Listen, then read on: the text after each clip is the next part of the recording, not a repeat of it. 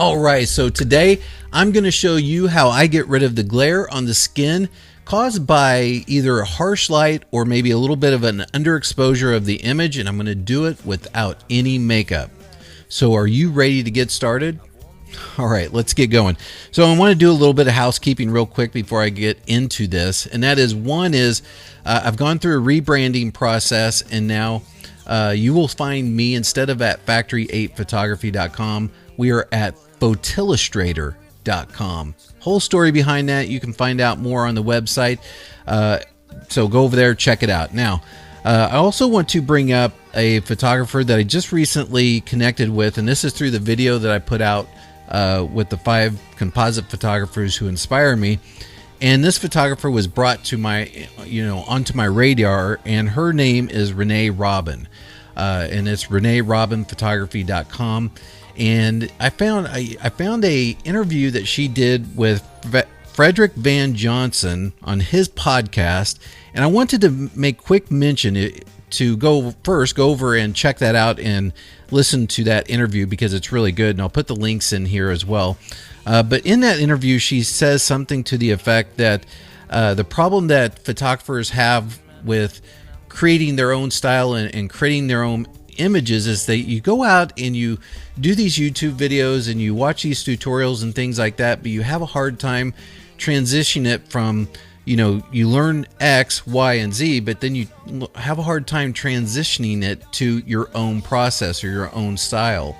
And I get a lot of questions about that here with regards to the videos that I produce or the composites that I produce and how I did that.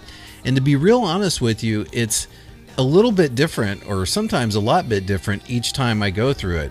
And depending on how long it is between each one, sometimes I forget what I did or the process that I go through, and I kind of have to reteach myself sometimes things that I know or have to get better at. And so anyway, my process is always different, so don't ask me what it is. It'll be different every time you ask me. All right, so anyway, check out Renee over there at reneerobinphotography.com. I have her website here. Let me show you that. It's right here, and this is kind of the work that she does. Really kind of gothic, cool, really nice, cool work. Also, you can go to photillustrator.com. This is a recent case study. You can go case studies. So you can go to photillustrator.com. Check out the new website, portfolio, photography, retoucher. You can contact me, and then the best place here, other than the portfolio, of course, is the resources. And in the resources, I've really set up for you guys to come and connect with some great compositing information. And we have tutorials, compositing business, so I'll be talking a lot of business stuff on that one. Case studies, I go through all my case studies and create case studies with all the composites I do. Inspiration, so any photographer that I come along or any artist that I come along, I want to share that with you so you can connect with them and hopefully be inspired just as I am by their work as well. Q&A, so if you have any questions, always email me your questions and I will answer them, and they'll put this on the Q&A section. Testimonials that I get, products that we have here, and free products and ones that we sell, and then also a free tutorial that's coming soon. All right, so let's get into this bad boy. Enough with all that stuff. All right, so we're going to get rid of some skin glare here on this guy. And this guy's name's John, works for Sync Lab. And this is our end product here. So this is what I delivered to John as an end product or an end composite. And then this is where we started at. All right, so started there. This was shot in his studio along with the other guys at Sync Lab. And then after I did my little caricaturization of John, this is what I came up with. And so to start this process, we're simply going to make 3 copies here real quick. And we're going to go through our, our frequency separation process here. And just text title 1 color, 1 texture, and 1 original. Now I'm not going to use original today for this because this is just on the getting rid of the skin glare here, but I want to go through that same process because this is what I do each time I go through frequency separation. And then I title that Freak because we're freaks and we separate things. All right, so hide those layers. Go to color. We're going to go to color. We're going to go to blur. Give it a Gaussian blur. Usually I go up around 7 to 10, maybe 8. That's good enough for this. And then I make a copy of that. Tell that color edit. And then give that a layer mask. Then we go to texture. Texture, we're going to go to image, apply image. We're working with the 16-bit image. If none of this makes sense to you, then simply, I have a tutorial that I put out for frequency separation. And we're going to go to add, or scales to, offset 0, invert, and we have a high dynamic or a high pass filter look to that. We're going to copy that, name that texture edit, of course, and then give that a layer mask. And we're going to attach that to our texture layer, and then give our texture layer blend mode of linear light. And so that gets us right back to the original look here. Now, typically when I go through layer or frequency separation, I do a lot of work on the color edit layer and then a lot of work on the texture edit layer. I'm not going to do that today because we've already done that, and this is really about removing the blemishes or the glares there on the skin. So put another layer in and title that, I always title it painting. You can title it whatever the heck you want. So in between color edit and texture, I put another layer in, and then this is where we're going to start getting rid of the highlights here, this glare on his skin. My computer's a little bit slow because I have an old dinosaur computer, an old iMac from I think like 2007, so it's an old one. We're going to go to get our paintbrush, bring the flow down to 0. Opacity is probably good at about 100, and then we're going to enlarge our diameter to whatever we want here to make it fit. And then you're just going to take a sample from the areas that are not glare, so around them, and then you're just going to start painting in, and you'll see very quickly that that the glare here will start to diminish. Okay, and as you go through here, like on him, I'm taking samples of different areas so we can make sure that we stay consistent with his skin tones all the way down through this. Okay, and then come over here. Might make our brush a little smaller. And you can overdo this very easily. If you do, that's not a big deal because we can simply put a layer mask on that layer and tone that anything that we do overdo down. Say that real fast. Overdo down, overdo down, overdo down. I did it. All right, so you just keep working these areas here with the tones around the skin. Of course, it helps if you go to your layer and not on your layer mask. Okay, and just knock those highlights down. Get rid of those that harshness. I don't like harshness. When I do composite photography, I always try to flatten everything really flat in my lighting. I usually light it pretty flat to start with, so I don't get this a whole lot. I was in their studio and their video guys, so I was using their consistent, constant light source. Not really familiar with it, and I'm not going to sit here and claim to be some grand lighting master because I'm not.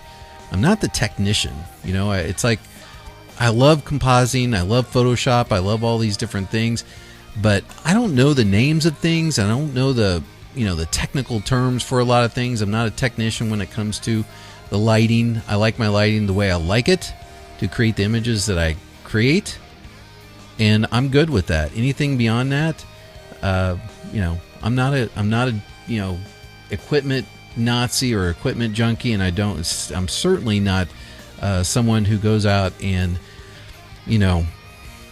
criticizes or thinks that you need to know lighting like the back of your hand. Now, all that said, I know lighting pretty darn good. I have a photography degree of background in photography, and You know, I know my exposures, I know the f-stops, I know the ratios, I know all that kind of stuff. I just don't worry about them. I don't really think about them too much. So there's my 2 cents on that. And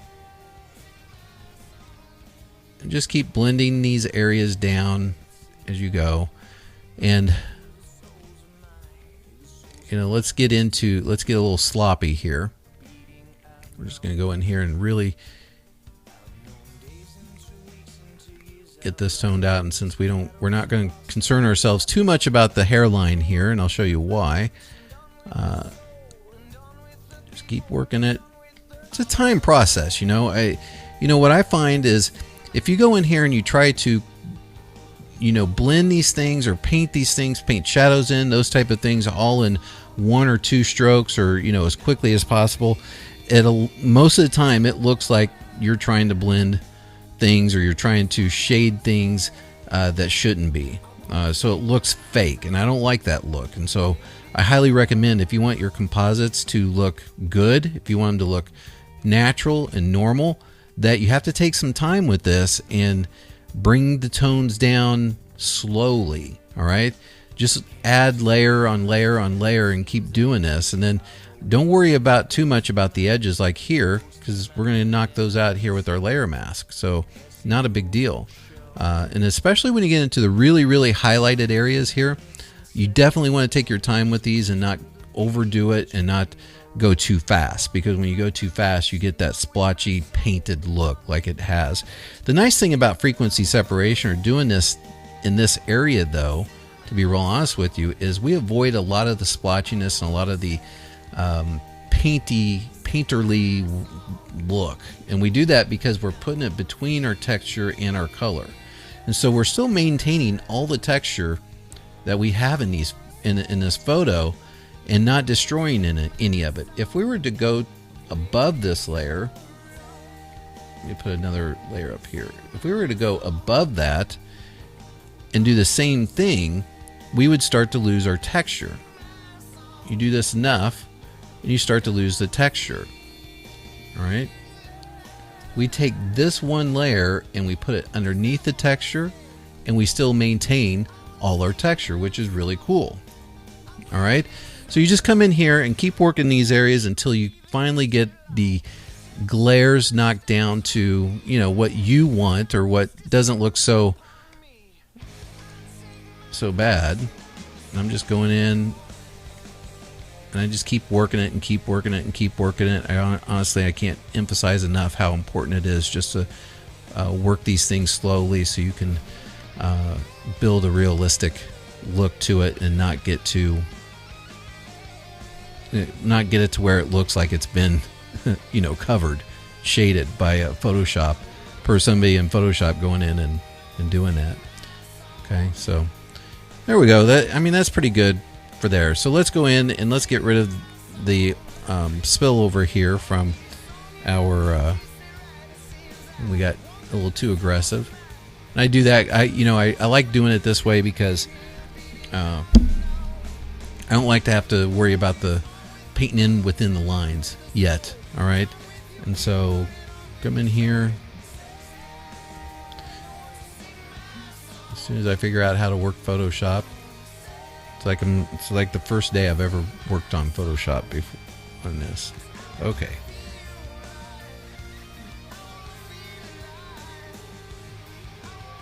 And give the edge a feathering so you can get that nice soft edged look. Otherwise it's going to look like a bad makeup job. You've seen the girls with makeup, like the line of makeup down here. Yeah, that's a bad makeup job. They need to feather their makeup just a tiny bit so they don't have that hard edge of makeup and people can tell. I had a friend once that went out with a girl that she was really, she was kind of a tan girl, but she put her makeup on really white, and you saw this hard edge. And in the photos, if you did a photo of her, like just a snapshot using the snapshot camera with a flash on it, she turned out like a ghost. All right, so we got rid of that glare on the skin, so that's That's before, and this is after. All right, so that's a huge difference and a very easy way to knock down the glare on skin. And then what I will do is I'll go in and build the highlights the way I want them using Photoshop rather than letting it blow out like that. And I'll put shadowing in and that type of thing. It gives it kind of an illustrative look, which is really my style and what I really like going for. So this helps me be able to achieve that within a final image that we see here. And you can see that I still maintained some of these highlights here, and I just kind of subtly emphasized them using some Photoshop or some shaping techniques that I use. And so this is how I remove the glare from the skin in Photoshop. Now, if you like this video, obviously subscribe to my YouTube channel. Go to the website here, check out other tutorials that I have put out, and other cool compositing type of things. You can follow me on Facebook, on Twitter, Instagram. It's all under Photillustrator, at Photillustrator, whatever you're on there, and just go follow me. So anyway, hope you enjoyed this tutorial. Go out, try some glare removal on your peeps and see what you come up with. If you find something that's a little bit easier, a little bit simpler than what I showed here, go ahead and leave that in the comments below, and then I will see you next time on Photillustrator TV.